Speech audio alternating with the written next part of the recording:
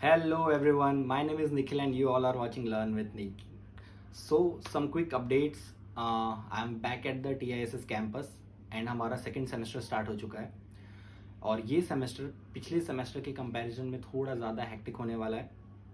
So I try कि videos post करने में मैं थोड़ा सा रेगुलर रहूँ, but nevertheless the main important topic for today's video is कि इंग्लिश के लिए कैसे किया जाए. मुझे बहुत सारे कमेंट्स आए कि इंग्लिश की क्या स्ट्रैटेजी है या फिर कौन से बुक्स फॉलो करनी है. सो like personally speaking, for my case, when I solved the previous 5 year papers of TISS, English section मुझे काफ़ी comfortable लगा. I was like scoring 26, 27, 28 in the previous year mocks. So मुझे बहुत ज़्यादा डिफ़िकल्टी लगी नहीं, ना ही मेरे बहुत ज़्यादा वीक टॉपिक्स निकल के आए.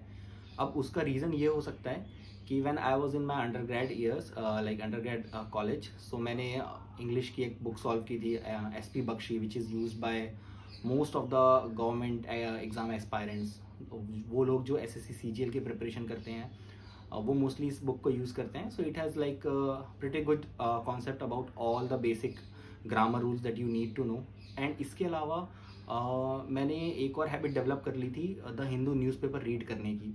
सो आई बिलीव कि उससे भी बहुत ज़्यादा मुझे हेल्प हुआ. तो ये जो रीडिंग कॉम्प्रिहेंशंस होते हैं और एरर डिटेक्शंस, ये सारे के सारे पार्ट्स जो होते हैं नेचुरली ही आपको आने लगते हैं when you start reading out the newspapers. But still again on the basis of past 5 year of papers मैंने कुछ टॉपिक्स अगेन निकाले हैं. सो क्विकली पहले उस पर आ जाते हैं. देन आई टेल यू कि मैं क्या स्ट्रेटजी यूज़ करता हूँ या फिर क्या तरीके यूज़ करता हूँ to make up my life easier. ठीक है, तो सबसे पहले इंग्लिश पे आते हैं. I will come to this part later. So सबसे पहला जो पार्ट है वो है रीडिंग कॉम्प्रहेंशन. 10 क्वेश्चन आएंगे, 2 सेट आएंगे. ये हर बार, ये तो कॉन्स्टेंट ही है, हर बार आ रहा है. सो ये आपको if you are like regular in to news paper and all, ये मोस्टली आपके लिए हो जाएगा. If you are a CAT aspirant तो भी आपने मॉक्स में सॉल्व कर रखे होंगे. So this part will be like pretty much comfortable to you. Next है लाइन फिलर्स. ठीक है, तो इसमें जो है कई बार ग्रामेटिकल फिलर्स आ जाते हैं, कई बार वोकैब रिलेटेड फिलर्स आते हैं. सो आपको दोनों ही देख लेने हैं. थर्ड है पैराजम्बल्स. पैराजम्बल्स भी अगेन कितनी ईजिली आप एक कोहेरेंट सेंटेंस जनरेट कर रहे थे उसकी एबिलिटी पे बेस्ड रहता है. आपको जम्बल्ड पैराज मिलेंगे ना, आपको लाइक उसे अरेंज करना होता है. Antonyms and synonyms. ठीक है, अगेन ये जो चीज़ है ये वोकैब के पार्ट में आ जाती है और बहुत सारे स्टूडेंट्स का जो पेन पॉइंट होता है वोकैबुलरी होता है. सो अभी जितना टाइम बचा है उस पर तो मैं आपको ये रिकमेंड कर सकता हूँ कि वर्ड पावर मेड इजी जो नॉर्मल लुइस की है वो आपको अच्छे से कर लेनी है. एक खास बात उस बुक की ये है कि उसमें आपको रूट वर्ड सिखाए जाते हैं और उस रूट वर्ड्स के बेसिस पे आप काफ़ी सारे एक्स्ट्रा वर्ड्स बना लेते हो, या फिर जिन वर्ड्स का मीनिंग आपको नहीं भी पता होता है तो आप वो रूट वर्ड देख करके पहचान जाते हो कि इसका मीनिंग शायद इससे रिलेटेड कुछ होता होगा. और आप हैविली यूज़ करोगे एलिमिनेशन टेक्निक अपने एग्जाम में कि हाँ ये तो डेफिनेटली नहीं है, ये तो डेफिनेटली नहीं है, तो बचे हुए 2 ऑप्शन में एटलीस्ट आपको 50-50% की प्रोबेबिलिटी मिल जाती है. ठीक है, तो ये आप यूज़ कर सकते हो. एक दूसरा अप्रोच होता है कि जब आप न्यूज़पेपर रीड करो तब आप नोट कर लो. ये मैंने किया था अपने टाइम पे. मैंने जब पहली बार द हिंदू न्यूज़पेपर रीड करना स्टार्ट किया था तो काफ़ी ज़्यादा चैलेंजिंग था. आप अगर कंपेयर करोगे for example let's say the Hindu newspaper को द इंडियन एक्सप्रेस से, तो Indian Express relatively comfortable side पे होता है.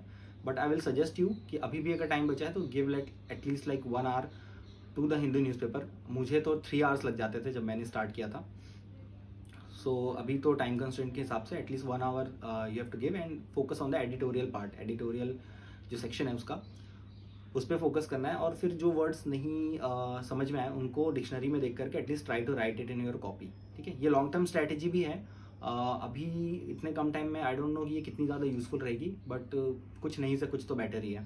ठीक है, इसके अलावा वोकैब के लिए you can also like search for previous years के जो रिपीटेड वोकैब्स होते हैं जो मोस्टली कैट में आए हुए हैं या फिर मोस्टली जो SSC CGL के Tier 2 एग्जामिनेशंस में आए हुए हैं.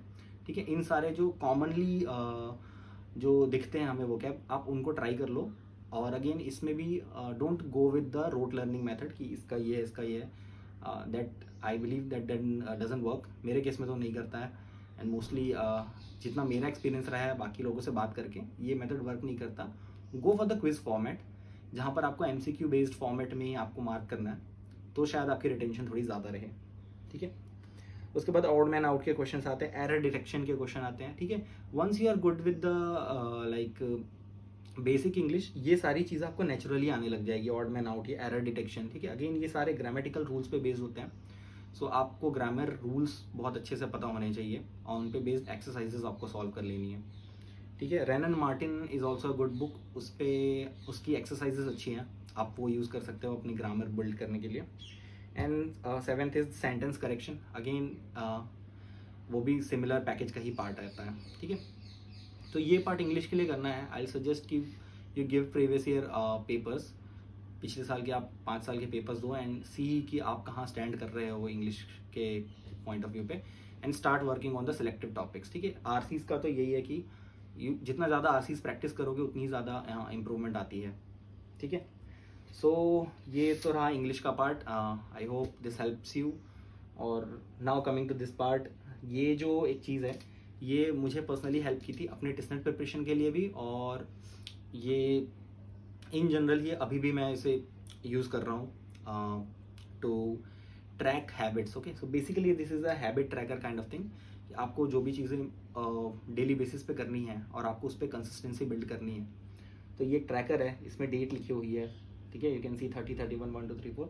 सो कोई जो भी इंपॉर्टेंट टास्क है जो आपको हर डेली बेसिस पे करना है टू बिल्ड अ हैबिट, आप उनको यहाँ पर लिख सकते हो, and then you start like tick, like putting one tick when you have achieved that task for the day 30th and then for the 31st। इस तरीके से आपकी एक स्ट्रीक बनती जाएगी।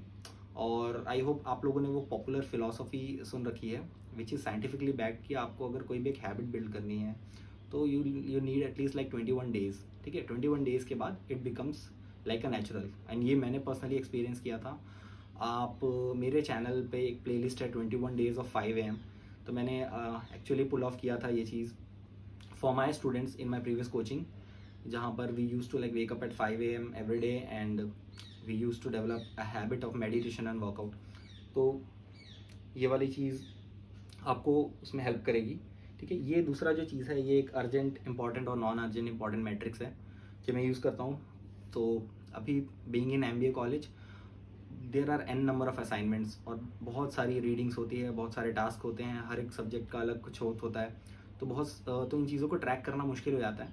सो ये मैंने स्टार्ट किया यूज़ करना अर्जेंट इंपॉर्टेंट और नॉन अर्जेंट इंपॉर्टेंट मैट्रिक्स। इसका एक एक्सपेंडेड वर्जन भी होता है, but this works for me, कि जो भी इंपॉर्टेंट चीज़ें हैं या तो वो अर्जेंट होंगी या तो वो नॉन अर्जेंट होंगी, तो मैं उन्हें इस वाले पार्ट में ब्रेक कर लेता हूँ, ताकि डेली ये मेरे दिमाग में रहे कि हाँ इन चीज़ों को करना है, ठीक है, apart from setting up reminders. So this helps me. I will recommend you all to also form this kind of thing. कुछ लोग इसे लैपटॉप में रखते हैं, मुझे फिजिकली ज़्यादा पसंद है, ताकि हर सुबह मैं इसे देख पाऊँ, हर समय आंखों के सामने रहे। But you can also make this in like excel format और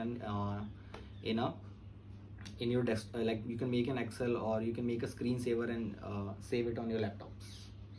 So this was it about the video. I hope I helped you all, and please try to comment what all issues are you facing, and I'll try to make a video. I hope this video was of some value to you all. I'll see you all in my next video. Bye bye.